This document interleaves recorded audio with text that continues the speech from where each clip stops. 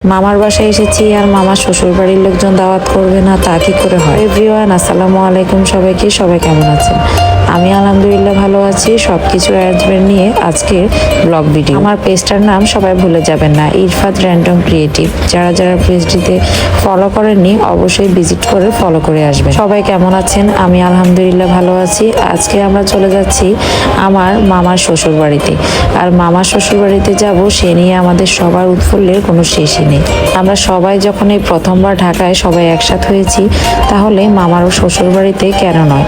এবারে আমরা মামার একটা প্রোগ্রাম আছে সেই নিয়ে আমরা ঢাকায় এসেছি। সেই প্রোগ্রাম নিয়েও একটা ব্লগ আপলোড করব, আপনারা অপেক্ষায় থাকবেন। তার একদিন আগেই মামার শ্বশুর বাড়ির সবাই আমাদেরকে দাওয়াত করেছে যাতে আমরা সবাই ওনাদের বাসায় দাওয়াত খাই, কারণ আমরা সবাই আর কখনোই একসাথে হইনি, এই প্রথমবারই সবাই একসাথে হয়েছি। মামা তাদের জন্য কখনোই পূরণ ছিল না, এই জন্য তারা নতুন করে মামাকে আমাদের সবাইকে রিসিভ করার জন্য ফুল নিয়ে দাঁড়িয়ে আছে।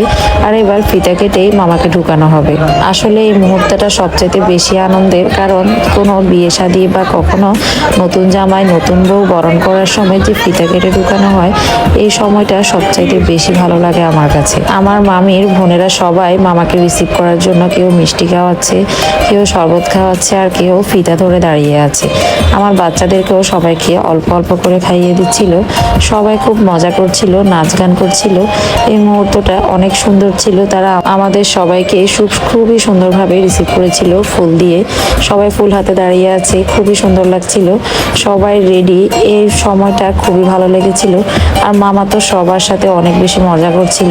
তারা গেট ধরেছে কিছু বকশিসের আশায়, আর আমিও কিছু ছোট ছোট ক্লিপ নিয়েছিলাম তাদেরকে। এই তো খুব সুন্দর মুহূর্তগুলো আপনাদের সাথে শেয়ার করছিলাম। এই যে ছোট ছোট মেয়েরাও ফুল নিয়ে দাঁড়িয়ে আছে, এই পক্ষ ওই পক্ষ, যেন খুবই সুন্দর একটা মুহূর্ত। মামা এদিকে টাকা কত দিবে সে চিন্তায় আছে, আর তর্ক বিতর্ক তো লেগেই আছে, যেন কত দিবে না দিবে সেই একটা। তাও মামা সবাইকে হালকা খুশি করে দিল। আর এখনই ফিতা কাটার পালা। ফিতা কেটে এখন আমরা সবাই এন্ট্রি নিব তাদের বাসায়। এন্ট্রি নেওয়ার সময় সবাইকে তারা ফুল দিয়ে রিসিভ করছিল। সবাইকে একে একে ফুল দিয়ে রিসিভ করার পর আমাকে যখন একটা ফুল দিয়েছিল, আমি আমার বেয়াই সাহেবকে দিয়ে দিলাম ফুলটি। উনি আমার নানা ভাইয়ার মতো একদম মিশুক আর খুবই আন্তরিকতা দেখিয়েছে আমাদেরকে। তারা আজকের আয়োজন করেছে আমাদের জন্য, সবকিছুই মোটামুটি রেডি। আজকে মামের এই সুন্দর দিন উপলক্ষে আমাদের সবাইকে খুব সুন্দর করে দাওয়াত করে তারা খাইয়েছে। আমরা তো বছরে একবার দুইবারই ঢাকা আসি, আর সারা বছরই মামা ওদের থেকে খুব ভালোবাসা পায়, সেটা আমরা একবার গিয়ে বুঝতে পেরে গিয়েছি।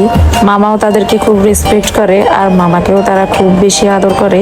একদম খুব ফ্রেন্ডলি তারা এবং মিশুক, সেটা সবাই বুঝতে পেরেছে। আমার বাচ্চা এবং আমার হাজবেন্ড সবাই বসে আছে, আমার ভাইরাও আছে। সবাইকে কিছুক্ষণের মধ্যে কেক কেটে নাস্তাটা দিয়ে দেওয়া হবে। কেক কাটার মুহূর্তগুলো অনেক বেশি ভালো লেগেছিল। এই তো আমার ভাই ফুল নিয়ে বসে আছে, তাদেরকে যেহেতু ফুল দিয়েছিল। কেক কাটা পর্ব শেষ করে মামাকে সাগরানা দেওয়া হয়েছে, একটা আস্ত খাসি। আর খাসি মামা আনবক্সিং করছিল, যেহেতু এটাকে র্যাপিং পেপার দিয়ে খুব ভালোভাবে এটাকে প্যাকেজিং করে পাঠানো হয়েছিল। খাবারের মানটা খুব ভালো হলেও ওইখানে যে খাসিটা দেওয়া হয়েছিল সেটা পুরোপুরি কুক করা হয়নি, এই জন্য আমরা খাসিটাকেও তেমন একটা খেতে পারিনি। তারা আর বাকি যে খাবারের অ্যারেঞ্জমেন্টগুলো করেছিল তার খাবারগুলো অনেক বেশি মজার এবং ইয়ামি ছিল। ডেজার্টের আইটেমগুলো অনেক বেশি ভালো লেগেছিল আমার কাছে।